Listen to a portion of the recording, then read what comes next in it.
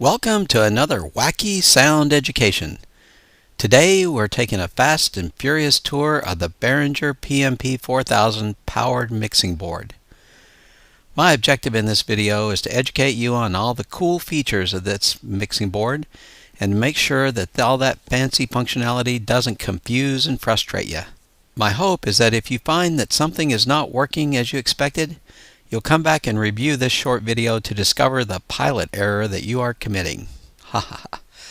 I am assuming that you know how mixers work in general, and if you don't, that you will have viewed my video entitled Get on the Bus.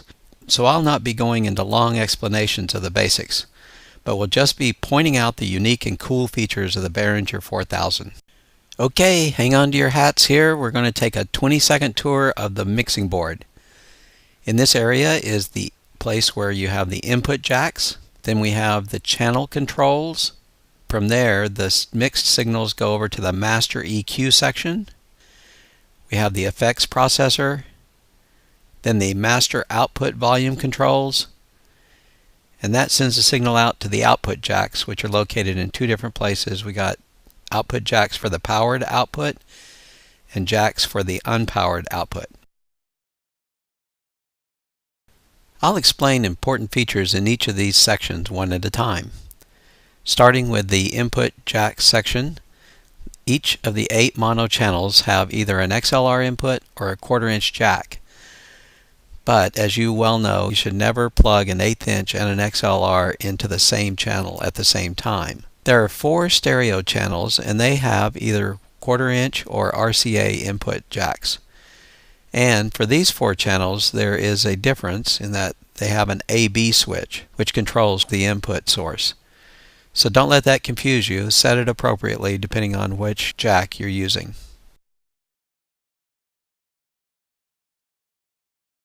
While we're discussing the stereo input jacks, I'd like to show you that the volume control for the first 2 stereo inputs are slider type of controls and are labeled the same as the jacks. Namely, the first stereo input is labeled 9 and 10, and the second is labeled 11 and 12. The second 2 stereo inputs are controlled by knobs in the middle of the board and are labeled 13, 14, and 15, 16. And finally, there is a 5th location for inputting stereo signals. It's located here, and the volume control for it is located on the very far right. This is a very special input for the following reason. This channel has a magic ability to remove the vocals from any piece of music. Let me demonstrate how that works. That's with the voice in. That's with the voice removed. A pretty neat feature.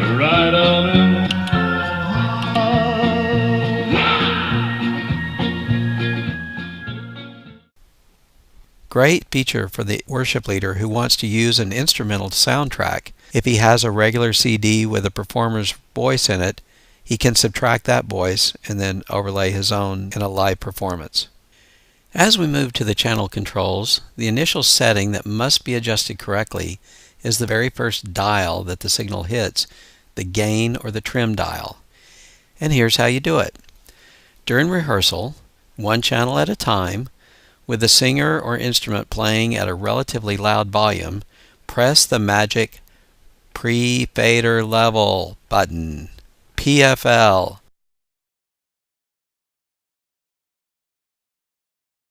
This routes the channel signal, immediately after the EQ section, to the signal strength meter on the right. Now all you have to do is adjust the gain until it is just peaking into the yellow when the singer or instrument hits a really loud note. Make sure the signal never hits the red or the signal will be distorted. This PLF button works whether the channel is muted or not. Next in the sequence for a single channel adjustment is the EQ. You can and should try to adjust the channel EQ by listening to the house speakers back at the mixing board. However, there is a much better way to take a crack at improving the quality and clarity of the sound using the EQ. It is the PFL to the rescue again. When you engage the PFL button on a single channel, not only does it route the signal to the meter, it also routes it to the headphones. So while the entire band is ripping it up with a cacophony of sound, you can put on the headphones and listen to each channel separately. While listening, you can adjust the EQ to your liking. Super cool audio tech magic. Don't pass up utilizing this great feature. And also, don't tell anybody else about this little secret, okay? The mute button is an important button in each channel. It allows you to kill the output from that channel using a single press of the button. Utilize this button when microphones are not in use to prevent feedback and to avoid clanging sounds as people lay down their microphones. And it's also used to avoid the big pop, which can occur when guitars and other instruments are being plugged in or unplugged. The aux 1, aux 2, effects, and house volume controls are all self-explanatory. The master EQ is where you adjust the EQ for the mixed sound. A few special buttons here. The EQ button itself turns the EQ on or off.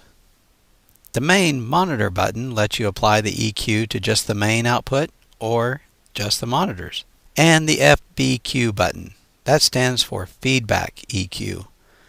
When this button is pushed, the red LEDs on the sliders become a poor man's spectrum analyzer.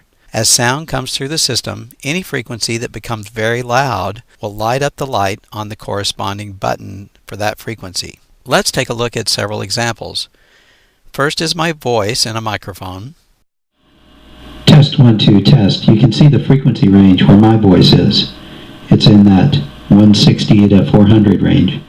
Next, let's listen to a recorded song. Come on,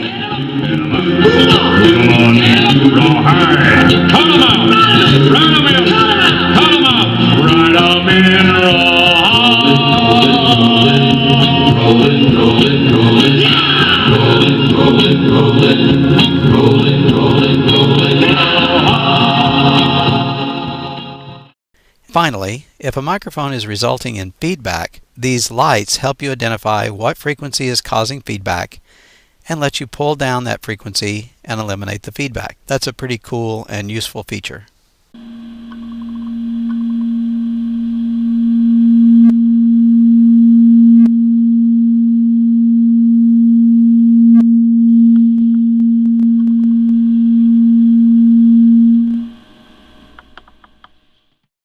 The effects processor has lots and lots of options. You pick the option you want by turning the big knob to the desired number and then click it by pushing it in to have the effect that you've dialed in take effect, so to speak. Then we've got the FX button, which turns the effects on and off. And you can see here we've got various dials that allow us to send the effects to various buses. Regarding the output, there are two types of output. There's powered and there's unpowered. I'll discuss the powered output first and start by showing you the output jack locations. The internal power amp produces 800 watts per channel and drives speakers that are connected to the jacks on the back of the board. The jacks are speak-on type of connector. Since our current speaker wires are 1/4 inch pins, we have an adapter that converts from speak-on to 1/4 inch. You connect the speak-on adapter by inserting it into the keyed slot and twisting about 1/8 of a turn until it clicks into place. Then you can insert the 1/4 inch jack into the adapter.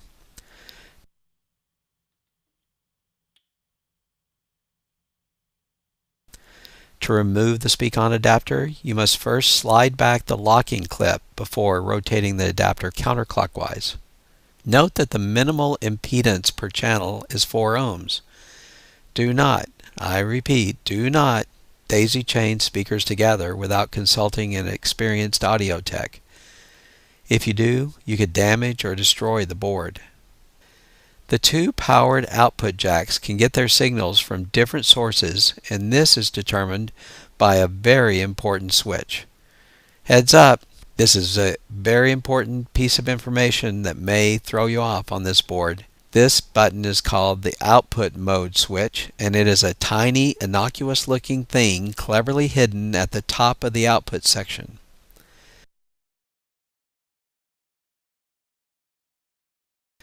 As you can see, there are three options. The first is stereo, where the left and right channels are 800 watts each, and the source is the main mix only, and the volume is controlled by the slider labeled Main 1. The left and right volumes are controlled by the individual channel pan knobs.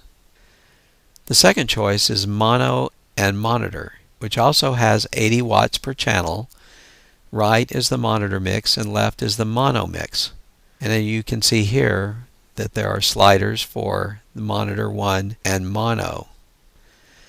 And finally, the third choice is called the bridge, and in this mode 1600 watts is pumped out to the right channel only. You typically would use this in a place where you got to have a lot of power to drive a huge speaker. We are not planning on using that in our facilities. The unpowered output is at line level, which is about 7 to 14 volts, relatively low power, and it comes from the jacks that are in this section. You can see there are jacks for main 1, a left and right, main 2, a left and right, mono mixes for aux 1 and aux 2, and an effects send and a headphone jack. The following is the way these jacks are used.